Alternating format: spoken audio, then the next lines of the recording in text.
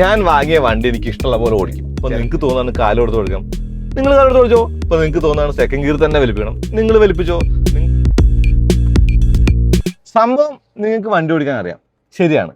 പക്ഷേ നിങ്ങൾ ഗിയർ മാറുന്നത് ശരിയാണോ, അതോ വണ്ടിക്കിട്ട് പണി കൊടുത്തുകൊണ്ടിരിക്കുകയാണോ, വണ്ടിയുടെ എഞ്ചിനും ഗിയർ ബോക്സിനും ക്ലച്ചിനൊക്കെ? വർഷങ്ങൾക്ക് മുന്നേ ഞാനിത് പറഞ്ഞിട്ടുണ്ട്. ഇത്തവണ എങ്ങനെ ശരിക്കും ഗിയർ ഇടാം എന്ന് വെച്ചാൽ പാം മെത്തേഡ് എന്ന് ഇംഗ്ലീഷ് പറയുന്ന ഒരു ടെക്നിക്കാണ് പുറത്തുള്ള വിദേശ ഡ്രൈവിംഗ് സ്കൂളൊക്കെ ഉപയോഗിക്കുന്നത്. അതെന്താണെന്നുള്ളത് ചെറുതായിട്ടൊന്ന് പറയാൻ ശ്രമിക്കുകയാണ്. അന്ന് സബ്സ്ക്രൈബേഴ്സിൻ്റെ എണ്ണം കുറവാണ്. ഇന്നിപ്പോൾ 5 ലക്ഷം സബ്സ്ക്രൈബേഴ്സിന് ഇപ്പുറം. ഞാൻ ഒന്നുകൂടി പറയാണ്, ഇനിയുള്ള വീഡിയോകളുടെ പാറ്റേൺ എന്ന് പറയുന്നത് ആഴ്ചയിൽ മാക്സിമം 3 വീഡിയോ, ഒരു റിവ്യൂ, ഒരു വ്ളോഗ്, ഒരു ടിപ്സ് ആൻഡ് ട്രിക്സ്. നമുക്കിന്ന് ഗിയർ മാറാൻ പഠിക്കാം, കൂടെ റവ് മാച്ചിങ്ങും. ഓട്ടോമാറ്റിക്കുകളുടെ ഭൂരിപക്ഷമുള്ള ഇലക്ട്രിക് കാറുകളുടെ കടന്നുകയറ്റമുള്ള റോട്ടിൽ ഇനി എന്തിനാണ് മാനുവൽ ഓടിക്കാൻ പഠിക്കുന്നത്, എന്തിനാണ് ഗിയർ മാറാൻ പഠിക്കുന്നത്, എന്തിനാണ് റവ് മാച്ചിങ്? അങ്ങനെ ചോദിക്കണ്ട. ജീവിതത്തിൽ ഒരിക്കലെങ്കിലും നിങ്ങൾക്ക് ഗിയർ മാറേണ്ടി വന്നേക്കാം.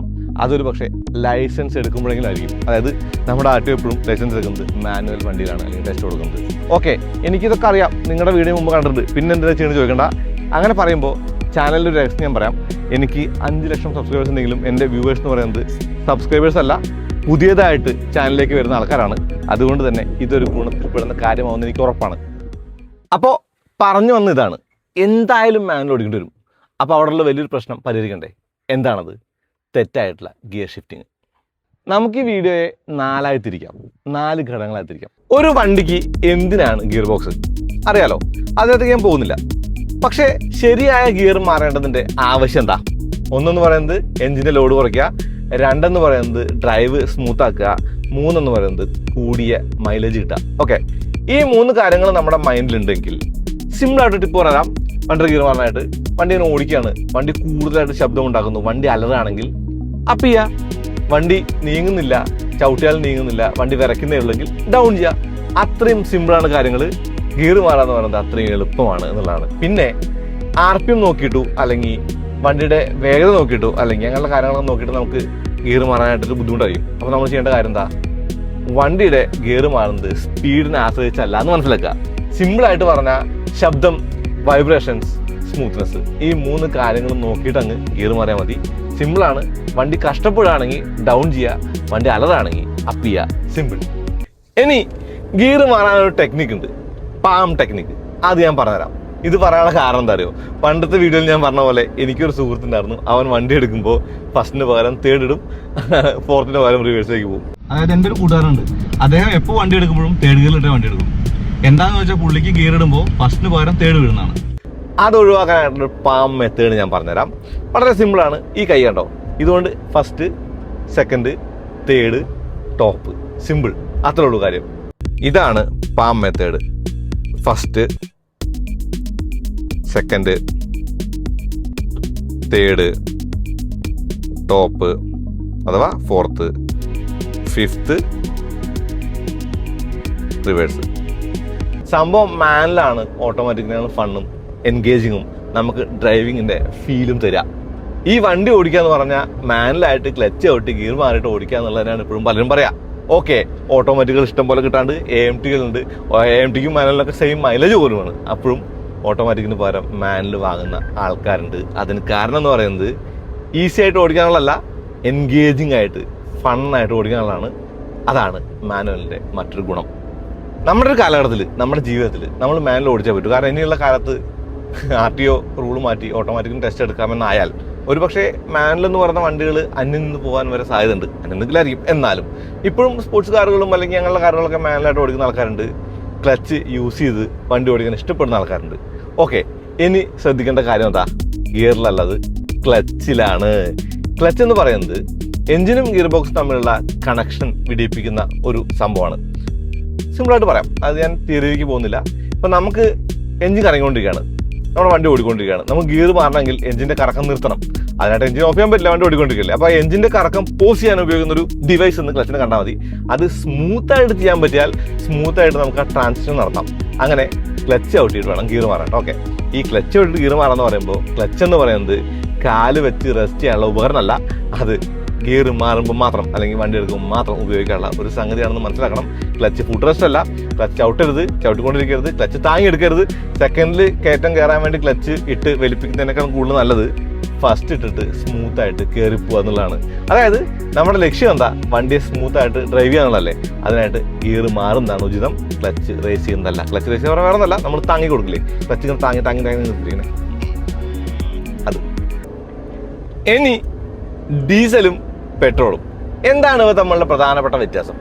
ഡീസലിന് ടോർക്ക് കൂടുതലാണ്, ഡീസലിന് വലിക്കാനുള്ള ഒരു ഒരു ഒരു ഒരു ഒരു അഗ്രസീവ്നെസ് അല്ലെങ്കിൽ വലിക്കാനുള്ള ഒരു പവർ കൂടുതലാണ്. പവർ എന്ന് പറയാൻ എളുപ്പം, ടോർക്കിനേക്കാൾ കൂടുതൽ. അതായത് ടോർക്ക് പവറൊക്കെ ഡിസ്ക്രൈബ് ചെയ്യേണ്ട കാര്യമില്ല, കാരണം വണ്ടി ഓടിക്കുമ്പോൾ എന്താ അതിൻ്റെ സംഭവം എന്ന് പറഞ്ഞാൽ മതി.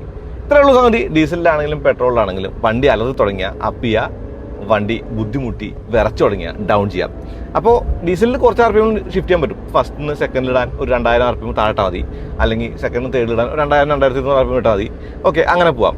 പെട്രോൾ അത് പക്ഷേ നമുക്ക് 3000-3500 ആയാലും കുഴപ്പമില്ല, കാരണം പെട്രോളിൽ അത്രയും വലിയ റെവ് റേഞ്ച് ഉണ്ട്. റെവ് റേഞ്ച് എന്ന് പറയുമ്പോൾ RPM വരണം. RPM എന്ന് പറയുന്നത് റെവല്യൂഷൻ പെർ മിനിറ്റ് ആണ്. ഒരു മിനിറ്റിൽ എഞ്ചിൻ എത്ര വട്ടം, ഫ്ലൈവീൽ എത്ര വട്ടം കറങ്ങുമെന്നുള്ളതാണ്.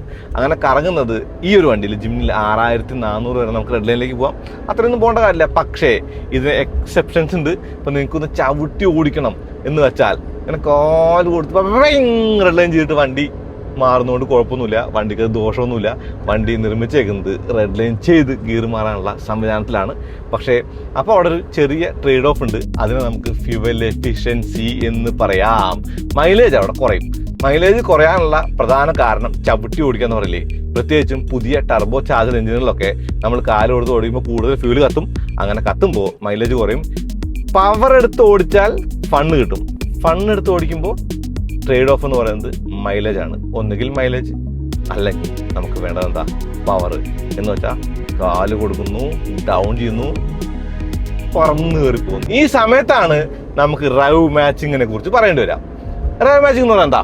ഇപ്പം നമ്മൾ വണ്ടി ഓടിച്ചുകൊണ്ടിരിക്കുകയാണ്. ഓക്കെ, ഈ വണ്ടി ഓടിച്ചുകൊണ്ടിരിക്കുന്നത് 2500-3000 RPM-ലാണ്. ഓക്കെ, ഇപ്പം നമ്മൾ അപ്പ് ഷിഫ്റ്റ് ചെയ്യുമ്പോൾ എന്താ RPM ഡൗൺ ആവും.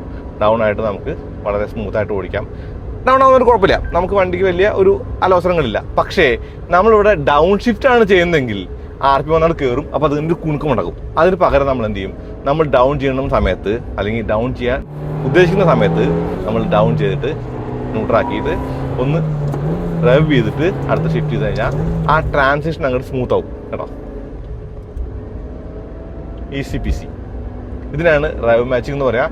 ഒന്നുമില്ല, നമ്മൾ വണ്ടിയുടെ ജെർക്ക് അല്ലെങ്കിൽ വണ്ടിയുടെ ആ ഒരു വിറയിൽ കുറയ്ക്കാൻ വേണ്ടിയിട്ട് ചെയ്യുന്നൊരു കാര്യമാണ്. അത് ചെയ്യണമെന്നില്ല, അഗ്രസീവായിട്ട് ഓടിക്കുമ്പോൾ ചെയ്താൽ മതി. എന്നാലും ഡ്രൈവ് മാച്ചിങ് എന്ന് പറഞ്ഞ സംഗതി എന്താണ് എന്ന് പറയാൻ വേണ്ടി പറഞ്ഞാണ്. ഒന്നുകൂടി കാണിക്കാം. ഞാനിപ്പോൾ വണ്ടി എടുത്ത് ഓടിക്കുകയാണ്, പോയിക്കൊണ്ടിരിക്കുന്നു. തേർഡ് ഗിയറിലാണ് പോകുന്നത്. തേർഡ് ഗിയറിലേക്ക് എത്തി. തേർഡ് ഗിയറിൽ പോകുമ്പോൾ ഞാൻ 2000 RPM-ലാണ്. എനിക്ക് ഡൗൺ ചെയ്ത് സെക്കൻഡ് ആക്കണം. ഞാൻ ന്യൂട്രലിലേക്ക് ഇട്ടു, റെവ് ചെയ്തു, സെക്കൻഡാക്കി, സ്മൂത്തായിട്ട് പോയി കേട്ടോ.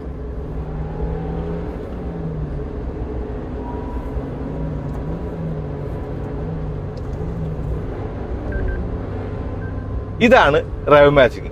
As simple as that. Rev matching എന്തിനാ? എഞ്ചിന്റെ കറക്കവും ഗിയർ ബോക്സിന്റെ കറക്കവും ഒപ്പമാക്കാൻ വേണ്ടി കണ്ടാൽ മതി. അപ്പോൾ വണ്ടിയുടെ ആ ഒരു ജെർക്കിങ് കുറയും, വണ്ടി ഒന്നുകൂടി സ്മൂത്ത് ആയിട്ട് ഓടിക്കാൻ പറ്റും. അത്രേ ഉള്ളൂ. അപ്പൊ രണ്ട് കാര്യങ്ങൾ, ഗിയർ മാറുന്നത് എങ്ങനെയാണെന്നുള്ളതും റൈവ് മാച്ചിങ് എന്താണെന്നും പറഞ്ഞു. ഇനി മൂന്നാമതൊരു കാര്യം കൂടിയുണ്ട്. അത് എഞ്ചിന്റെ ലഗ്ഗിങ് ആണ്. അല്ലെങ്കിൽ എന്താണ് എഞ്ചിനെ കഷ്ടപ്പെടുത്തൽ? ഒന്നുമില്ല, സിമ്പിളാണ്. ഇപ്പൊ നമ്മൾ സെക്കൻഡ് ഗിയറിൽ പോകണു, മൂന്നാമത്തെ ഗിയറിൽ പോകണു, നാലാമത്തെ ഗിയറിൽ പോകണു. കൂടിയ ഗിയറിൽ ആ ഗിയറിലേക്ക് എത്തേണ്ട വേഗത ആവുന്നതിന് മുമ്പ് നമ്മൾ എത്തി. എന്നിട്ട് നമ്മൾ ആക്സിലേറ്റർ കൊടുക്കുമ്പോൾ ഉണ്ടാവുന്ന ഈ വിറയിലുണ്ടോ, ഇതാണ് ലഗ്ഗിങ് എന്ന് പറയുന്നത്. ഇതാണ് എൻജിൻ നശിപ്പിക്കുന്ന ഒരു സംഗതി. ഇതാണ് വണ്ടിക്ക് ഏറ്റവും കേട്. അങ്ങനെ തോന്നുമ്പോൾ ലഗ്ഗിയാണെന്ന് തോന്നുമ്പോൾ ചെയ്യേണ്ട കാര്യം സിമ്പിളാ. ഒന്നുമില്ല, ജസ്റ്റ് ഡൗൺ ഷിഫ്റ്റ് ചെയ്യുക, വണ്ടി എടുത്തുകൊണ്ട് പോകുക. ഇപ്പം നിങ്ങൾ ലെഗ് ചെയ്യുമ്പോൾ വണ്ടിക്ക് കേടാന്ന് പറഞ്ഞാൽ അത് ലോങ് ടൈമിലല്ലേ. അപ്പം തന്നെ കിട്ടുന്ന ഒരു പണി എന്ന് പറയുന്നത് മൈലേജ് അങ്ങ് കുറയുന്നുള്ളതാണ്. ഇപ്പോൾ ലെഗ് ചെയ്യുമ്പോൾ സംഭവിക്കുന്നത് എന്താ? ലെഗ് ചെയ്യുമ്പോൾ നമ്മൾ ത്രോട്ടിൽ പൊടി എന്ന് പറയുമ്പോൾ വണ്ടിക്ക് ഫ്യൂവൽ കൊടുക്കുന്ന ആ ഒരു സിസ്റ്റം എന്ന് പറയുന്നത് എത്രയാണോ എയർ എഞ്ചിനിലേക്ക് വരുന്നത് അതിന് തുല്യമായിട്ടുള്ള ഒരു ഫ്യൂവൽ ഇഞ്ചെക്ട് ചെയ്യാണ് ചെയ്യുന്നത്. അപ്പോൾ നമ്മളിത് ചവിട്ടുമ്പോൾ അത് വൈഡായിട്ട് തുറക്കും. അപ്പോൾ അതിനനുസരിച്ച് ഫ്യൂല് പമ്പ് ചെയ്യും, കൂടുതൽ ഫ്യൂൽ പമ്പ് ചെയ്യും. അങ്ങനെ പമ്പ് ചെയ്യുമ്പോൾ ഫ്യൂൽ ഇങ്ങനെ കത്തുമെന്ന് പറഞ്ഞാൽ മുഴുവൻ കത്തില്ല. കാരണം വണ്ടിയുടെ ഗിയർ ബോക്സിലൂടെ പോയിട്ട് വീലിലേക്ക് എത്താനുള്ള പവർ ഇല്ല, അല്ലെങ്കിൽ ലെഗ് ചെയ്തുകൊണ്ടിരിക്കുകയാണ്. അങ്ങനെ ലെഗ് ചെയ്തുകൊണ്ടിരിക്കുമ്പോൾ അതിങ്ങനെ കത്തിപ്പോകുന്നല്ലാണ്ട് വേസ്റ്റ് ആവുന്നല്ലാണ്ട് വണ്ടിയിലേക്ക് പവർ വരില്ല. അതായത് നമ്മൾ ഫ്യൂല് കത്തിക്കുന്നുണ്ട്, വണ്ടിയുടെ എൻജിൻ നശിപ്പിക്കുന്നുണ്ട്, വണ്ടിയുടെ മൈലേജ് കുറയ്ക്കുന്നുണ്ട്. അപ്പോൾ ഈ 3 കാര്യങ്ങളിൽ നിന്നും മനസ്സിലായ ഒരു കാര്യം എന്താ, എപ്പോഴൊക്കെ ഡൗട്ട്ഫുൾ ആണോ അപ്പോഴൊക്കെ ഡൗൺ ഷിഫ്റ്റ് ചെയ്യാനുള്ളതാണ്. അത്രേ ഉള്ളൂ. സിമ്പിൾ, വളരെ സിമ്പിളാണ്. വണ്ടി ഓടിക്കുക എന്ന് പറഞ്ഞാൽ ഇത്രയും എളുപ്പമാണ് എന്നുള്ളതാണ് മാനുവൽ ഓടിക്കുക എന്ന് പറയുന്നത്. ഇനിയിപ്പോൾ നിങ്ങൾ ചോദിക്കുകയാണ് അല്ലെങ്കിൽ നിങ്ങൾ പറയാണ്, ഞാൻ വാങ്ങിയ വണ്ടി എനിക്ക് ഇഷ്ടമുള്ള പോലെ ഓടിക്കും, ചിലപ്പോൾ ഞാൻ ഡ്രൈവ് ചെയ്യും, ചിലപ്പോൾ ഞാൻ സെക്കൻഡ് ഗിയർ തന്നെ 100 കിലോമീറ്റർ ഓടിക്കും, ചിലപ്പോൾ ഗിയർ മാറിയില്ല എന്ന് വരും, അതൊക്കെ എൻ്റെ ഇഷ്ടമല്ലേ എന്ന് ചോദിക്കുകയാണെങ്കിൽ ഞാൻ പറയാം, ഇതൊരു ഉപദേശി വീഡിയോ ഒന്നുമല്ല, ഇതൊരു നിയമം അടിച്ചേൽപ്പിക്കുകയൊന്നുമല്ല. ഞാൻ പറയുന്നത് ഇങ്ങനെയൊക്കെ ചെയ്താൽ മൈലേജ് കിട്ടും, സ്മൂത്തായിട്ട് വണ്ടി ഓടിക്കാമെന്ന് മാത്രമാണ്. ഇതൊരു അവബോധമാണ്. അതല്ലാണ്ട് ഇപ്പോൾ നിങ്ങൾക്ക് തോന്നാണ് കാലെടുത്ത് കൊടുക്കണം, നിങ്ങൾ കാലെടുത്ത് ഓടിച്ചോ. ഇപ്പോൾ നിങ്ങൾക്ക് തോന്നാണ് സെക്കൻഡ് ഗിയർ തന്നെ വലിപ്പിക്കണം, നിങ്ങൾ വലിപ്പിച്ചോ. നിങ്ങൾക്ക് തോന്നാണ് നിങ്ങൾക്ക് ലെഗ് ചെയ്ത് ഓടിക്കണം, നിങ്ങൾ ഓടിച്ചോ. അതൊക്കെ നിങ്ങളെയും നിങ്ങളുടെ വണ്ടിയുടെയും ചെലവ് കൂട്ടുമെന്നല്ലാണ്ട് വേറെ കുഴപ്പമൊന്നുമില്ല. അതൊക്കെ നിങ്ങൾക്ക് മാനേജ് ചെയ്യാൻ പറ്റുമെങ്കിൽ നിങ്ങൾ എങ്ങനെ വേണം ഓടിച്ചോ, ഒരു പ്രശ്നമില്ല. പക്ഷേ ഞാനീ പറയുന്ന കാര്യങ്ങളെന്ന് പറയുന്നത് ഒരു പെർഫെക്റ്റ് വേൾഡ് എക്സാമ്പിളായിട്ടാണ്, അല്ലേ? അപ്പോൾ നിങ്ങളുടെ ചോയ്സ് എന്താ, മാനുവലാണോ? ഞാൻ ജിമ്നി ഗിയർ മാറി കാല് കൊടുത്ത് റൗമാ ചെയ്ത് ഷിഫ്റ്റ് ചെയ്തൊക്കെ ഓടിക്കുകയാണ്. എന്നിട്ടെന്താ,